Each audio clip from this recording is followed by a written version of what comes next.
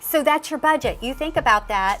You've got bills that are coming up. You've got money coming in. So now you need to figure out which ones you're going to pay and when. Just like when you plan to go on these jobs, you pack according to what you need to have on that job. Well, your budget's the same way. You get to the job, you know you have everything. You unpack your bins. You're set. You don't have to worry about everything because you've got it all there. Understanding your cash flow is one of the most important things that you can do as an independent contractor. In my industry and in my field for 17 years, I had to learn the hard way. And one of the things that I did was sit down with a specialist. That person for me was Bobby Grant. And today we're going to talk about 10 budgeting tips for independent contractors. We're here again, Bobby Grant, budgeting bookkeeping specialist, 10 budgeting tips for independent contractors. We're at number 8. Credit cards, cash. You know, where do we go from there? Credit cards, you get your points. Right. Right? All right. I'm trying to accumulate points because it makes me feel good. It's like a video game. I've got all these tokens I win, I can spend stuff on. But why cash? Well, there's a couple, and first off, I don't want to say credit cards are bad. But I think the part of the credit card is if you are disciplined enough to be on a budget and to have a good hold of your finances, then having a credit card is not a bad thing. And yes, you do get points, you do get to have free mileage and things like that. But when you spend cash, it hurts. When you have a $20 bill in your pocket, do you want to break that 20? It's easier just to swipe that plastic and you don't even notice that money's gone. But if you have money in your wallet and you're spending that cash, you see it disappearing. It hurts. It does. It does. And we were talking once again about that per diem. Right. So now, if I'm working a certain number of days, I'm getting $65 per day. Now I've got this wad of money, right? And what I used to do was take all of it out my account. You know, if I'm working a certain number of days, I've got $455 now just to spend, right?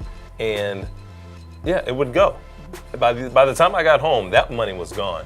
Whether I'm just going out and getting drinks, having meals, finding some lounge or bar or concert or something to go to, I'm spending that money. And then I begin to challenge myself and only take half of that per diem. So now instead of spending all of it, I'd only take out half and try to make that half work.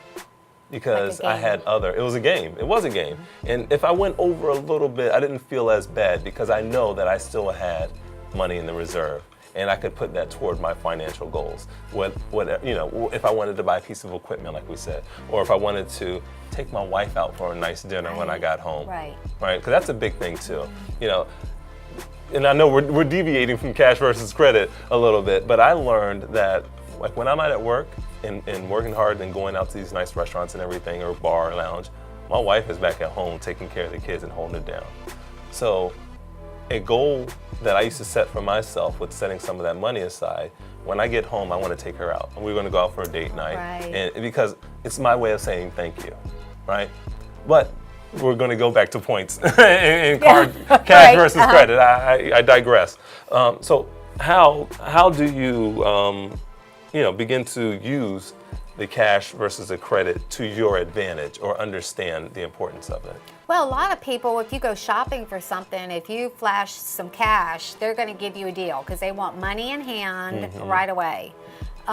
Credit, there are fees that are going to be taken out, so they're not going to get as much as they would get normally if you've got this cash in hand. So your buying power is greater when you have cash, right? Because there is a percentage that the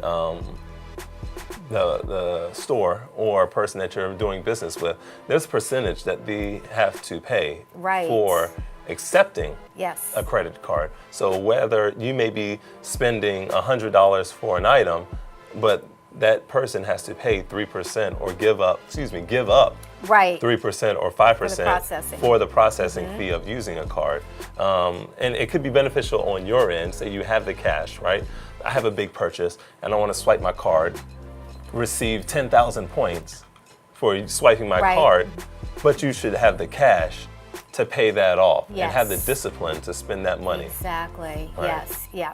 That's the thing. If you are responsible enough and have the discipline, then use the card with the understanding that you're going to pay it off right away. So understanding the power of cash and cash versus credit is tip number 8. Yep. Just understand your buying power. Almost there. All right, almost there. We're all on this journey together, just at different places. And our desire and our mission at Clemco.av is to help you to project the best image possible.